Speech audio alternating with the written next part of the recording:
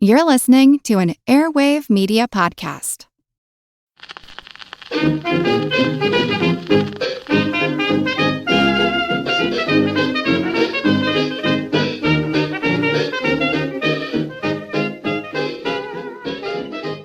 Hi, and welcome back to Who Did What Now, the history podcast with me, Katie Charlwood, your host, lover of sea wenches and reader of books. Here we are officially in the festive season. Yes. Yes, my tree has been up for weeks because it's 2020 and time is an illusion this year. So I thought, let's get into this season, the season of Christmas now as it has become. And what gets you in the Christmas spirit more than a mysterious murder or two in Australia involving vintage villains, surprising schemes, and of course, a shark or two. Let's dive in, shall we? Dive in? No? Oh, okay. So, yeah. Today we're going to talk about the shark arm murder of 1935. Dun, dun, dun. Let's get right into it. I may mispronounce names, by the way. I should probably mention that, but me at this point, I'm probably going to mispronounce a bunch of stuff.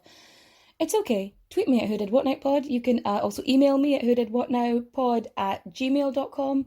I'm also on Instagram, so yeah, and TikTok. I'm everywhere. Sorry, okay, back to things. It's the 17th of April, 1935, and a fisherman is off the coast of Coogee Beach in Sydney, Australia, and he manages to hook this small shark, which is nice. But then, straight out of a Knock Me cartoon, or that scene in The Phantom Menace, was always a bigger fish, a 4-foot tiger shark swallows the smaller shark. And he thinks, nice one, mate, obviously. So he decides to take the larger shark, which is uneaten and decidedly more alive, to the Coogee Aquarium Baths, because you think it'll be a cool attraction for the following Anzac Day weekend. Now, the Coogee Aquarium Baths, it could basically hold, I think, somewhere between 1,200 and 1,400 people. Yeah, and it's sort of fallen out of fashion, but they thought this will be a really good attraction, it'll bring people in. So, Anzac Day is a day of remembrance in Australia and New Zealand, and it commemorates all those who died in wars and conflicts and peacekeeping operations. So at this point, mainly it was for people who had passed in things like World War I, more so. Anywho, at this time, sharks were basically public enemy number one, kind of like the opposite of Jaws. Now, I just imagine an old-timey wanted poster like, have you seen this shark? If so, run away, swim away, get away, avoid sharks, and the jets. I'm not sorry. So in February-March of that year, 3 men had already been attacked / killed / chomped by sharks. And they even had bounty hunters to rid Sydney of the demons of the sea. So the Coogee Aquarium Baths, they were like, okay, this real-life Ruby Roundhouse, killer of men, would be just the spectacle the crowds would want to see. And they did. They packed the place out. So, the tiger shark, is living at large, swimming about in his pool, reveling no doubt in his newfound fame. He gets the run of the pool, he's eating rather voraciously, up until the 25th of April, and shit starts to get weird. On Anzac Day, when the place is fully packed to the brim, the shark is moving slowly, it's banging into the side of the pool, it's being fairly disorientated, and while a huge group of spectators watch, the shark starts to vomit up this dark, sort of bilious fluid. It's just this and it's it chucks up a rat and a bird, and then to the complete shock and horror of the audience, a human arm. Fingers to elbow, I believe. Initially, they think, oh well, this is probably just an accident, another tragic death of a poor young man who thought swimming in shark-infested waters was a tip-top idea. Alas, this was not the case. Upon closer inspection, it was clear that the arm was severed with a sharp implement of some kind, but too crudely to be in a surgical procedure. So it was definitely hacked, sawn, or chopped off. It was not professionally done. Well, that's arguable. With how, sharks have a pretty acidic stomach. Regarding how acidic the shark's gastric juices are, they were able to determine that the arm had been consumed between 8 to 18 days. So what they think happened is that the smaller shark had consumed the arm before the bigger shark chomped on it. So effectively, this was just before, at the latest, this would be just before the shark was caught. So clearly, this is a murder. Luckily, the arm had a pretty distinctive tattoo of two boxers sparring on the forearm.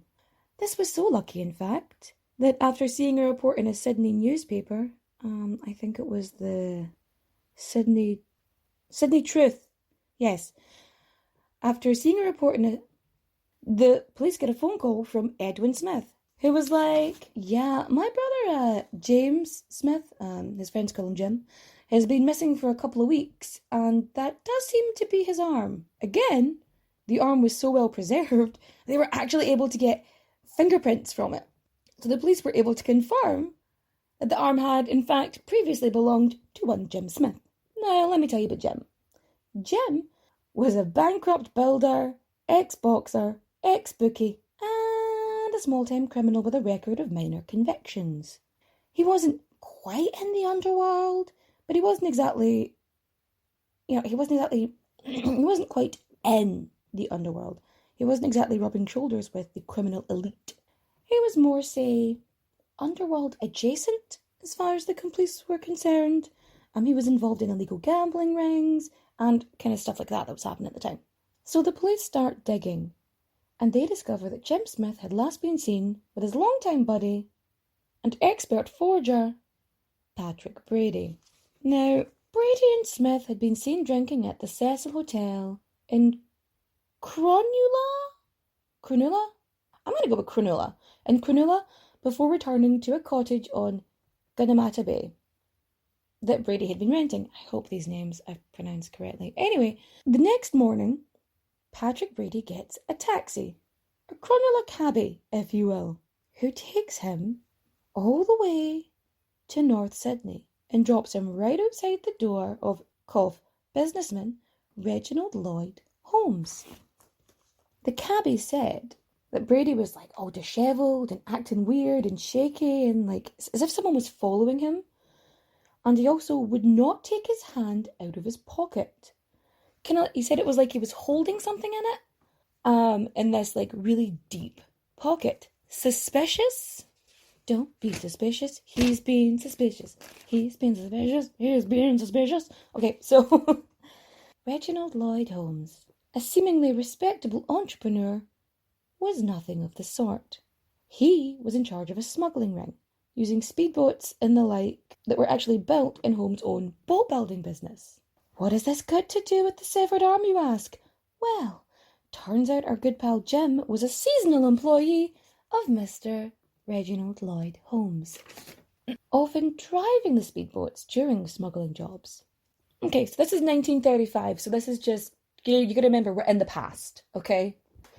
So what they would do is they would have packages, and the packages would float on top of the water. They'd dump them out, they'd float on top of the water, and Smith would go driving around in the speedboat and start picking up the packages. That's it. That's as complicated as it was. And then after, they've been doing this bit for a while, they start a scheme, and they bring Patrick Brady into the fold. They need him because, again, he's an expert forger. So I think it was some sort of insurance scam they were trying to flog, and yeah. So allegedly, Smith and Holmes have a falling out over a failed insurance scam. There may have been some blackmail on Smith's part involved. And the police, if nothing else, are highly suspicious. So Brady and Holmes are taken in for questioning, and firstly, everything they have is circumstantial. They don't have enough evidence, and secondly, Holmes is all, Brady who? New telegram? Who dis? So weeks go by, And just when the case hits an apparent dead end, Mr. Reginald Lloyd Holmes comes crashing through it on a speedboat. On the 20th of May, 1935, Holmes speeds out of his boat shed into the harbour on one of his very fast, very special speedboats. He shoots it into, so he's there out in the bay. He pulls out a pistol and he attempts to die by suicide. Being a part of a royal family might seem enticing, but more often than not, it comes at the expense of everything else, like your freedom, your privacy, and sometimes even your head. Wondery's new podcast, Even the Royals, pulls back the curtain on royal families, past and present, from all over the world, to show you the darker side of what it means to be royalty. From icons like Grace Kelly, Oscar-winning actress turned Princess of Monaco, who the world saw as the ultimate good girl. She mastered playing a happy wife and mother, but beneath it all, she was desperately lonely. Grace spent her whole life working towards perfection, and it ultimately cost her her happiness. Or King Ludwig II from Bavaria. He was only 18 when his father died, leaving the crown to him and a duty to rule that he never wanted. He refused to lead, and used the funds from the royal treasury to further his extreme love of opera. But this choice eventually cost him the crown and his life. Follow Even the Royals on the Wondery app, or wherever you get your podcasts. You can binge Even the Royals ad-free right now on Wondery Plus. And this doesn't quite work. So he shoots himself in the head, plummets into the water. But he's not dead. In fairness, he's going full Rasputin here. So he falls into the water, and in a crazy random happenstance, a rope from the boat catches around his wrist and it prevents him from drowning. And from landing in the water, it revives him, it shocks him and revives him, and he manages to scramble back on board the boat. And then, I don't know, like the water sea police, maybe it's the regular police who have a boat. I'm assuming they have boat, something. Anyway, Coast Guard, maybe? Anyway, they were basically alerted to this event, and they take chase. So they chase this man for 4 hours. 4 hours. And they go out past Circular Quay, somehow making it through all the mid-morning ferry traffic. I mean, it's not a quiet bay. And out they go down, right down Sydney Harbour, and finally, when he's just around about where the Sydney Heads are, he gives up. He just stops and he's like, all right, I give myself up. Let's do this. And so, my chums, the plot thickens. Holmes ends up singing like a damn canary. He's got names, he's got places, he's got dates. And he was ready to squawk on Brady. So Holmes claimed that Brady had killed Smith and dismembered him, and he gave him a quote-unquote Sydney send-off. And effectively this is putting body in a trunk and then dumping it into Guatemala Bay. He then claimed that Patrick Brady showed up at his house and showed him Jim's very distinct tattooed arm as proof that he had dismembered him and chucked him in, and then threatened him, demanding £500. £500 to keep quiet about the whole affair. Now, before the official inquest into Jim Smith's death takes place, the day before, Reggie, good old Reggie there, he goes and withdraws £500. Oh yeah, so as he's given up and he's squawking on Brady, he's like, yeah, as he's squawking on Brady, he's like, when he is caught and he gives himself up to the police on the boat, he says something along the lines of, I don't know who did it, but if you give me a date, I'll go get the bastard. I'm paraphrasing. He basically said, I don't know who did it, but if you want, I'm going to go deal with him. Anywho, the day before the inquest, Reggie withdraws £500, which is, in today's money, is around £36,000, 40,000 euro, 65,000 Australian dollar. Bleh. So, in today's money, I'm going to go around the world. Here, I'm going to do the ones that I know. Okay. So, £500 in 1935 would have been £36,000 today, 40,000 euro, 65,000 Australian dollars, and 48,000 American dollars. Okay? So he takes out the 500 and he tells his wife later that evening that he has to meet someone, and off he goes. So, at 1:20 a.m., mere hours before the inquest, on the 12th of June, Holmes' car was found at the deserted docks at Dawes Point. Slumped over the steering wheel of his car was the body of Mr. Reginald Lloyd Holmes. So, parked in Hickson Road under the harbour bridge, there he lay with 3 bullet wounds in his chest. Some people theorise that this was an elaborate suicide, with Holmes taking a hit out on himself. But yeah, it's more likely that the trial only lasts 2 days because it doesn't have any relevant witnesses. And the case against Patrick Brady is so circumstantial that the case just crumbles. He gets to stroll out of court, probably doing whatever dance was popular at the time, I'm assuming. What happened between the Charleston and the jive? The American swing? Was it swing? Anyway, one of the things they said was, like, we can't prove this was a murder because we only have the arm. We don't have the rest of the body. So how do we know he's actually dead and not just out there chilling out with one arm? Like, so, I mean, it's 1935. I know amputations happened, but it wasn't a surgical one. I feel like it's fine. No, it's fine. And after this, more information comes out. And my chums, how the plot thickens. As it turns out, our dear friend, Jimmy Smith, was a police informant. Which means, the quote-unquote rat was caught and dealt with. Snitches get stitches. Or more like snitches get hacked up and served to the sharks, but whatever. I find it strange if he's like an official informant or he's a confidential informant or whatever, and no police officer was like, oh, I know him.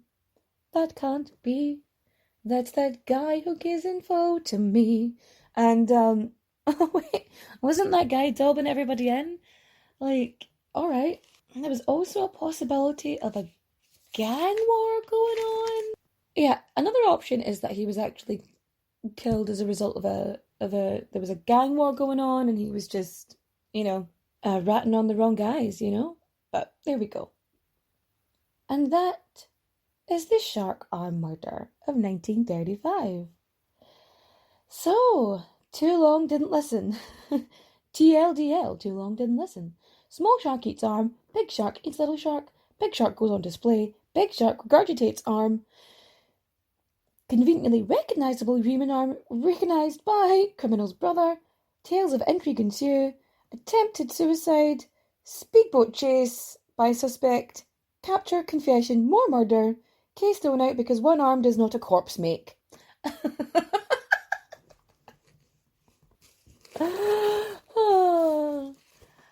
Oh, so I am now getting ready for the rest of the festive season. We are mainly decorated. So I'm gonna write my Christmas cards, I think, soon and get them done. So, but yeah, that's a fun one for all of us. But is everyone getting into the festive spirit? If you have anything you want to say to me, I'm on Twitter. I'm on Twitter, Instagram, TikTok, and I have an email. It's whodidwhatnowpod@gmail.com. So if anything, if you want to send me phonetics, if I have mispronounced things, go ahead. It's all there. If there's anything you want to say, you can tweet me, you can Instagram me, whatever. I think my DMs are open. If they're not, sorry.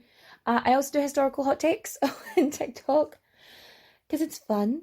And I have to actually plan what I'm going to cook for Christmas because I don't know yet.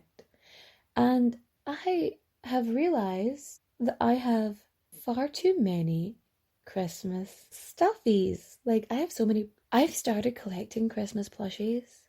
And honestly, I'm not even mad about it. Am I the only one who has a Christmas wardrobe? Because I have a Christmas wardrobe. So,